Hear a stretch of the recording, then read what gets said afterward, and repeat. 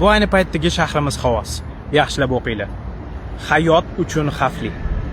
Va bilasizmi, bu birinchi navbatda siz bilan menga o'xshagan oddiy insonlarning muammosi. Chunki puli bor odamlar allaqachon boshqa davlatlardan o'zi, oila a'zolari, farzandlari uchun sharoit qilib bo'lishgan.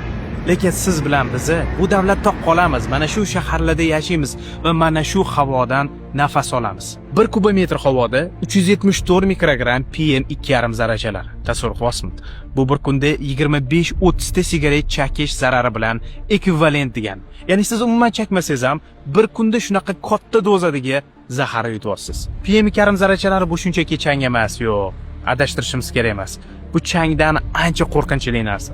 PM2,5 zarrachalari tushunishingiz uchun inson soch tolasidan 30 baravar ingichkaroq bo'ladi. Aynan shuning uchun u burnimizdagi filtrlardan ham, shilliq qavatdan ham, o'pkamizdan ham o'tib, to'g'ri qonimizga tushadi va infarkt, insult, astma va hatto o'pka saratonini chaqiradi. Bu zarralar shu darajada kichkinaki, hattoki homilador platsentasidan ham o'tib, hali tug'ilmagan chaqaloq organizmini zaharlaydi.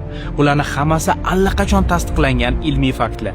Qanaqasiga bularni bilib turib, bu muammoga ko'z yumishimiz mumkin. Endi sizlarda savol tug'iladi. Xo'p, nima qilishimiz kerak? Bilasizlarmi, o'z davrida Buyuk Britaniya ham, Amerika ham, Xitoy ham mana shu muammoga duch kelgan. Va aynan siyosiy iroda mana shu muammoga qarshi effektiv kurashishga yordam bergan. Ya'ni hukumat bu muammoni eng birinchi raqamli prioritet masalaga aylantirishi va ifloslanish sabablarini aniqlab unga qarshi kurashishni boshlashi shart va zarur.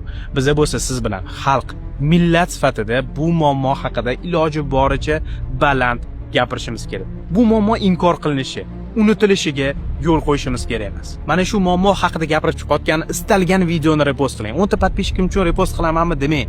Mas'uliyatsizlik mana shu joyda boshlanadi. Bir dona obunachiz bo'lsa ham, profilingiz boshqalar uchun yopiq bo'lsa ham, bu muammo haqida gapiring. Gapirishdan to'xtamang. Faqat shundagina u kerakli insonlarga yetib borishi mumkin.